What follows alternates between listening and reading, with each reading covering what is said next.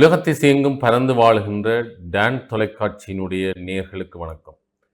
சங்கப்பலகையினுடைய படித்ததில் சுவைத்தது என்ற இந்த நிகழ்ச்சியினூடாக மீளவும் உங்களை சந்திப்பதிலே மகிழ்ச்சி.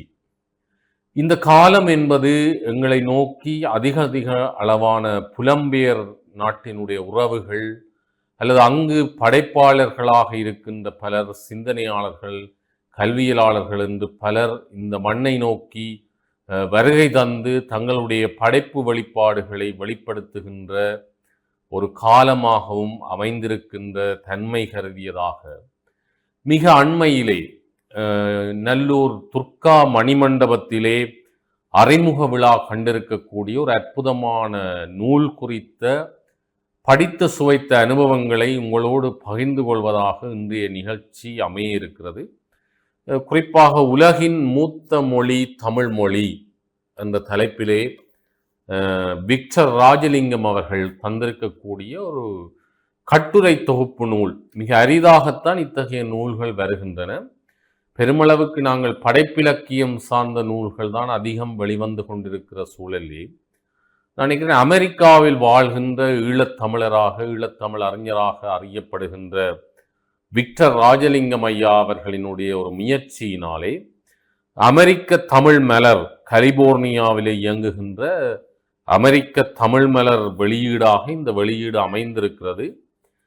இங்கே குறிப்பாக இந்த நூலை பற்றி சொல்வதென்றால், சங்ககாலம் முதல் சமகாலம் வரை தமிழுக்கு தமிழினுடைய அந்த பயண பாதை, அது பயணித்திருக்கக்கூடிய அந்த பாதை, அதனுடைய சிறப்புகள், சில ஈழத்து அறிஞர்கள் பற்றிய வரலாற்று குறிப்புகள் என்று குறிப்பாக புலம்பெயர் தேசத்தில் வாழ்கின்ற மாணவர்களுக்கு, அடுத்த தலைமுறையைச் சேர்ந்தவர்களுக்கு நாங்கள் தமிழை கற்பிக்க வேண்டிய தேவைப்பாடுகள் அதிகம் உணரப்படுகின்ற இன்றைய காலச்சூழலே அதற்கான ஒரு உசாத்துணையாக கூட இந்த நூலை நாங்கள் கொள்ள முடியும். மிக எளிமையாக, மிக அதிகளவான ஆய்வுகளுக்குள்ளே செல்லாமல் மாணவர்களுக்கேற்ற வகையிலே எளிமையாக இந்த நூலை தந்திருக்கிறார் விக்டர் ராஜலிங்கம் அவர்கள்.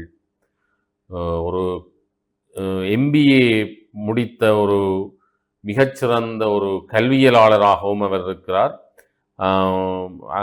புலம்பெயர் தேசத்திலே பல பணிகளை ஆற்றி கொண்டிருப்பது மட்டுமல்ல, அவர் ஒரு இலக்கியவாதி. ஏற்கனவே 2 நூல்களை தந்திருக்கிறார். இது 3வது நூலாக இங்கே மலர்கிறது. அந்த வகையிலே அவர் இங்கே ஒரு இடத்திலே சொல்லுகிற போது, இந்த நூல் விற்பனைக்கல்ல, எனது முன்னைய 2 புத்தகங்கள் போல் உறவினர், நண்பர்கள், அபிமானிகள் அனைவருக்கும் இந்த புத்தகங்கள் அன்பளிப்பாக வழங்கப்படும்.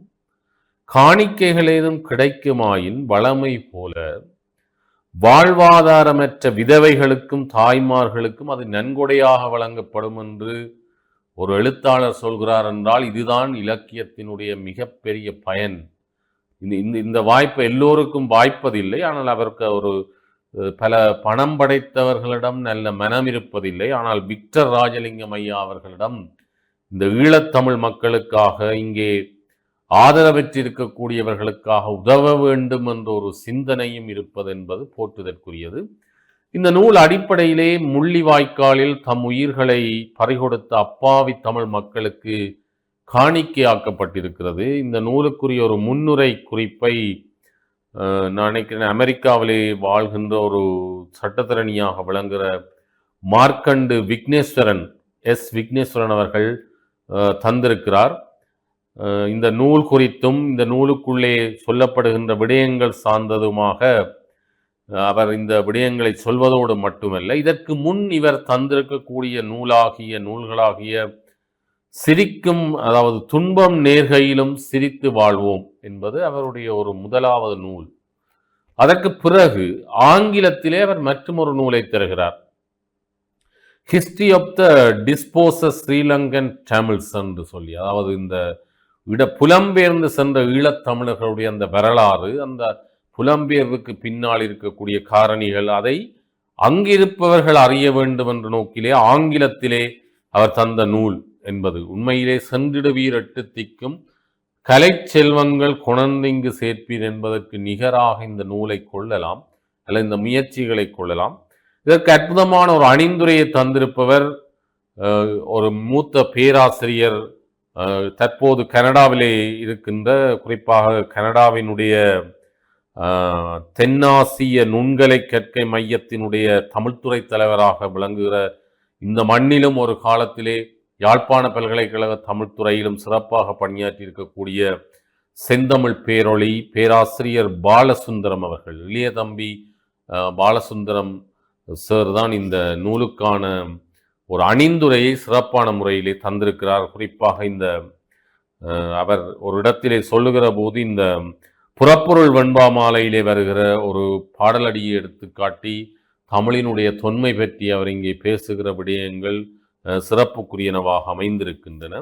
அந்த வகையிலே இந்த தமிழின் தொன்மை பற்றி பேசி இந்த கட்டுரைகளுக்குள்ளாலே விக்டர் ராஜலிங்கம் ஐயா இதை சொல்ல முனைகிறார் என்பதை விலாவாரியாக எடுத்து காட்டுகிறார். இன்னுரையிலே விக்டர் ராஜலிங்கம் ஐயா அவர்கள் இந்த நூல் தோன்றிய வரலாறு அல்லது இதற்கு முன் தான் எழுதிய நூல்களினுடைய தன்மை, அமெரிக்காவிலே தமிழ் இருக்கை, அமெரிக்க பல்கலைக்கழகத்திலே தமிழ் இருக்கை ஆரம்பிக்கப்பட்டதனுடைய ஒரு வெளிப்பாடாக இத்தகைய ஒரு நூல் முயற்சி தனக்கு ஒரு சிந்தனையாக தோன்றியது தன்னுடைய மனைவியுடனான ஒரு உரையாடலின் போது என்று சொல்லி இந்த விடயங்களை பகிர்ந்திருக்கிறார். எனவே ஒரு புலம்பியர் தேசம், ஒரு நீண்ட தூரங்களுக்கு அப்பால் இருப்பவர்கள் கூட தமிழை பற்றி, எங்கள் மொழியை பற்றி, எங்கள் கலையை பற்றி எவ்வாறு சிந்திக்கிறார்கள் இன்றைக்கென்று நாங்கள் இங்கிருந்து சிந்திக்க வேண்டியவர்களாக இருக்கிறோம். அந்த அளவுக்கு எங்களுடைய மண்ணிலே இன்றைக்கு தமிழும் கலையும் மொழியும் நிறைய பின்னடைவுகளை சந்தித்திருக்கிறதோ என்று நாங்கள் எண்ண தோன்றுகிறது. அந்த வகையில் தான் இந்த நூல் ஒரு வித்தியாசமாக தொகுக்கப்பட்டிருக்கிறது என்று சொல்லலாம். குறிப்பாக முதல் 2 கட்டுரைகளும் உலகின் மூத்த மொழி, எமது மூத்த மொழியின் மூத்தவர்கள் யார் என்று சில ஆராய்ச்சிகளோடும் கேள்விகளோடும் அதற்கு விடை தருகின்ற மிக எளிமையான கட்டுரைகள் தான். பெருமளவுக்கு இந்த கட்டுரைகள் எல்லாம் 2-3 பக்கங்களில் முடிந்துவிடும். அப்ப இது யார் வாசிப்பதற்கான கட்டுரைகள் என்றால் மிகப்பெரிய ஆய்வறிஞர்களுக்கான ஒரு நூல் அல்ல. இந்த நூலை ஒரு புதிதாக தமிழை பயில வருபவர்கள் அல்லது புலம்பெயர் தேசத்தில் தமிழை பயிலுகின்ற மாணவர்கள் அல்லது தமிழை ஆரம்ப நிலையிலே அறிந்து கொள்ள முனைவர்கள் வாசிப்பார்களாக இருந்தால் ஒரு தெளிவை தரக்கூடிய அற்புதமான நூல்.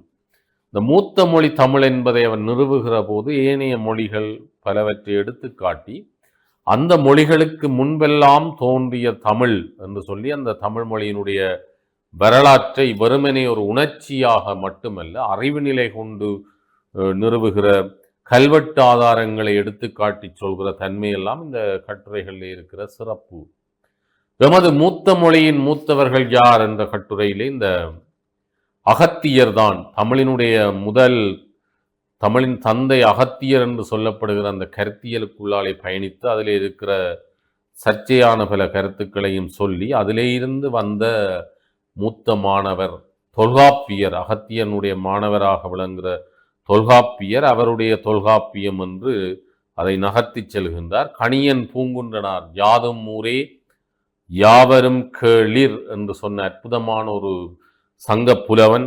அவருடைய அந்த சிந்தனைகளுக்குள்ளாலே அவரை பற்றி எங்களுக்கு அறிமுகம் செய்கிறார். புறநானூற்றிலே அவருடைய அந்த முழு பாடலும் இருக்கிறது.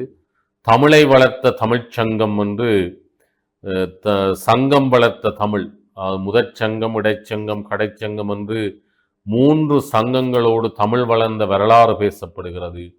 சிவனுடன் வாதிட்ட நக்கீரர், தமிழுக்கும் அந்த ஒரு தொடர்பு இருக்கிறது. நக்கீரர் சிவனோடு வாதிட்ட அந்த வாதாட்டம் என்பது ஒரு புகழ்பெற்ற விடயம்.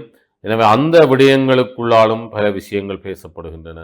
தெய்வப்புலவர் அருளிய திருக்குறள், திருவள்ளுவர் அருளிய திருக்குறள் எளிமையான ஒரு விளக்கத்தோடு, அதுபோலவே ஏனைய நூல்களை குறித்தும், குறிப்பாக நாலடியார், பக்தி இலக்கியங்கள், மாணிக்கவாசகர், திருவாசகம் படைத்த மாணிக்கவாசகர் ஒரு சிறிய விளக்கமாக, தேவாரம்பாடிய நாயன்மார்கள், சூடிக் கொடுத்த சுடற்கொடி ஆண்டாளை பற்றிய ஒரு அறிமுகம், காரைக்கால் அம்மையார், திருப்புகழ் தந்த அருணகிரிநாதர், சேக்கிழார் அருளிய பெரிய புராணம், தமிழ் வளர்த்த ஆழ்வார்கள். இந்த கட்டுரைகளுக்குள்ளாலே பயணித்தோமாக இருந்தால் தமிழிலே பக்தி இலக்கியம் எவ்வாறு தோன்றி வளர்ந்தது, ஒரு இயக்கமாக அது எவ்வாறு வளர்க்கப்பட்டது, அதற்குள்ளாலே அதற்கு பங்களிப்பு செய்து மிக முக்கியமான ஆளுமைகள் எல்லோரையுமே தேடி திரட்டி அவர்களுடைய பாடல் உதாரணங்களையும் பயன்படுத்தி அவர் தந்திருக்கிற விடயங்கள் அற்புதமானவை. அதேபோல காப்பியம், ஐம்பெருங்காப்பியங்கள், அதிலே அதற்கு பிற்படும் மகாபாரதம், கம்பர் காட்டிய ராமாயணம், நெஞ்சை அள்ளும் சிலப்பதிகாரம், கச்சியப்ப சிவாச்சாரியார் என்று இந்த காப்பியங்களுக்குள்ளாலே ஒரு வித்தியாசமான முறையிலே அவர் பயணித்திருக்கிறார். அதுபோல திருமூலர் பட்டினத்தார் பற்றிய திருமூலருடைய திருமந்திரம், பட்டினத்தாருடைய பாடல்கள், ஔவையாருடைய நீதி நூல்கள், தமிழ் வளர்ச்சியிலே பங்கு கொண்டோர் என்று பிற்காலங்களிலே 18ஆம் நூற்றாண்டு வரை வளர்ந்த தமிழ், 19ஆம் நூற்றாண்டு முதல் தமிழின் வளர்ச்சி, 19ஆம் நூற்றாண்டு முதல் தமிழின் வளர்ச்சி, அதில் ஊவே சாமிநாதையருடைய தொண்டு, பாரதியாருடைய தொண்டு, மறைமலை அடிகளினுடைய தொண்டு, தனித்தமிழ், அதேபோல தமிழ் வளர்ச்சியிலே ஏனியவர்களின் பங்களிப்பு, ஈழம் வளர்த்த தமிழ், இலங்கையிலே இருந்து வளர்க்கப்பட்ட தமிழ், அந்த தமிழ் வளர்ச்சிக்கு உதவிய கிறிஸ்தவம், பிற மதங்கள் எப்படி தமிழை வளர்த்தன, நிறைவாக தமிழ் வளர்த்த பெரியார்கள் நால்வரை பற்றி அவர் இங்கு தருகிறார். நால்வரும் மிக முக்கியமானவர்கள். குறிப்பாக இந்த நால்வருக்குள்ளும் ஒரு ஒற்றுமை இருக்கிறது. பல பெரியார்கள் ஈழத்தில் தோன்றினாலும் தமிழகமும் சேர்த்து கொண்டாடிய ஈழத்து தமிழறிஞர்கள் என்று பார்க்கிற போது இந்த நால்வரும் மிக முக்கியமானவர்கள். குறிப்பாக ஈழத்தமிழருக்கு பெருமை சேர்த்த ஆறுமுக நாவலர், அவரை விட்டு நாங்கள் ஈழத்து தமிழ் பெரியார் பற்றி பேச முடியாது. அதுபோல மட்டு நகர் தந்த சுவாமி விபுலானந்தர் ஒரு மிக முக்கியமானவர், முத்தமிழ் வித்தகர், அண்ணாமலை பல்கலைக்கழகத்தினுடைய முதல் தமிழ் பேராசிரியர். அதே போல செந்தமிழ் செம்மல் சீவை தாமோதரம் பிள்ளை, அதுபோல தமிழை ஆராய்ச்சி செய்த தனிநாயகம் அடிகள், அவருடைய நினைவுகள் கூட இப்பொழுது போற்றப்பட்டு கொண்டிருக்கிற ஒரு காலத்திலே இருக்கிறோம். இவர்களோடு சேர்த்து நான் நினைக்கிறேன் சதாவதானி கதிரவேற்பிள்ளை போன்றவர்களையும் இந்த பட்டியலுக்குள்ளே சேர்க்கலாம். இன்னும் சிலரை கூட சேர்க்க வாய்ப்பு இருக்கிறது. அந்த வகையிலே தமிழ் வளர்த்த பெரியார்கள் என்று நால்வரை அவர் ஒரு தலைமுறைக்கு அறிமுகம் சொல்ல. இது இவ்வளவற்றையுமே புலம்பெயர் தேசத்தில் உள்ள ஒரு மாணவன் தமிழை ஒரு பாடநெறியாக அல்லது ஒரு மொழியாக ஒரு கற்குனவன் இதை படிப்பானாக இருந்தால் என்றால் அவர்கள் பெரும்பாலும் அந்த நாட்டு மொழியில் அதிக பாண்டித்யம் பெற்றிருப்பார்கள். எனவே தமிழில் அவர்களை தமிழுக்குள் கொண்டு வருகிற முயற்சியை பலரும் செய்கிறார்கள். அங்கிருக்கிற பல ஆசிரியர்கள் செய்கிறார்கள், இங்கிருக்கும் பல தமிழறிஞர்கள் அங்கு சென்று செய்கிறார்கள். இப்படி தமிழ்நாட்டினுடைய அண்ணாமலை பல்கலைக்கழகம் போன்ற பல பல்கலைக்கழகங்கள் இந்த முயற்சியிலே இணைந்திருக்கிறார்கள். உலகம் தழுவிய நிலையிலே தமிழை வளர்க்க வேண்டிய நிலையிலே அமெரிக்காவில் இருந்து ஒரு தமிழறிஞர் விக்டர் ராஜலிங்கம் அவரை பற்றி அவர் தமது கல்வியை யாழ்ப்பாண கல்லூரியிலும் கொழும்பு தொழில்நுட்ப கல்லூரியிலும் பயின்றவர். பின் லண்டனிலே ஏஐபி என்னும் வங்கி பட்டத்தையும் நியூயோர்க்கிலே MBA முதுகலை பட்டத்தையும் பெற்றவர். கிட்டத்தட்ட இவர் இலங்கை வங்கியிலே பணிபுரிந்தவர். இதில் ஆச்சரியப்பட வேண்டிய விஷயம் என்னென்றால் இவருடைய துறை தமிழ் துறை அல்ல. அடிப்படையில் இவர் ஒரு முகாமைத்துவ துறையை சார்ந்த ஒருவரிடம் தமிழ் பற்றிய இந்த சிந்தனைகள் தோன்றியிருப்பது என்பது வியப்புக்குரியது. அது வரவேற்கக்கூடியது. இப்படியானவர்கள் வர வேண்டும். எனவே தமிழுக்கு துறைகள் கிடையாது. எந்தெந்த துறையில் இருப்பவர்களும் எங்களுடைய மொழி என்ற வகையிலே தமிழை சிந்திக்க வேண்டும். அதுதான் உலகின் மூத்த மொழி தமிழ் மொழி என்று இதற்கு தலைப்பிட்டு, ஆனால் அதற்குள்ளே தமிழின் செழுமை சார்ந்த இலக்கிய புதையல்களை இந்த கால தலைமுறைக்கேற்ற வகையிலே, என்னால் இன்றைய தலைமுறை அதிக பக்கங்களை வாசிக்கிற பண்பாடு கூட இன்றைக்கு குறைந்திருக்கிறது. டிக்டாக் கலாச்சாரத்திலே நாங்கள் தட்டி தட்டி வாசிக்கிற ஒரு பண்பாட்டுக்குள்ளே இருப்பதனாலே புத்தகங்கள் கூட அப்படித்தான் எதிர்காலத்தில் வாசிக்கப்படக்கூடும் என்பதை உணர்ந்து கொண்டும் மிக எளிமையாக சுருக்கமாக இந்த விடயங்களை அவர் தந்திருப்பது தமிழுக்கு அவர் செய்திருக்கிற ஒரு அரிய முயற்சி. ஒரு ஈழத்தமிழராய் நாங்கள் மகிழ்ச்சி அடைகிறோம் என்று கூறி அவருடைய இந்த பணிகள் இன்னும் தொடர வேண்டும். சமூக பணிகளாக இருக்கலாம், இப்படியான கல்வி பணிகளும் தொடர வேண்டும் என்று வாழ்த்தி, எனவே அவருடைய இந்த நூலை இவ்வாரத்தினுடைய படித்தது சுவைத்து என்ற நிகழ்ச்சியிலே இணைத்துக் கொள்வதற்கு கிடைத்த இந்த வாய்ப்புக்கு நன்றி கூறி, உலகின் மூத்த மொழி தமிழ் மொழி என்ற இந்த நூல் அறிமுகத்தோடு படித்ததில் சுவைத்தது என்ற இவ்வார நிகழ்ச்சியிலிருந்து விடைபெற்றுக் கொள்கின்றேன். நன்றி, வணக்கம்.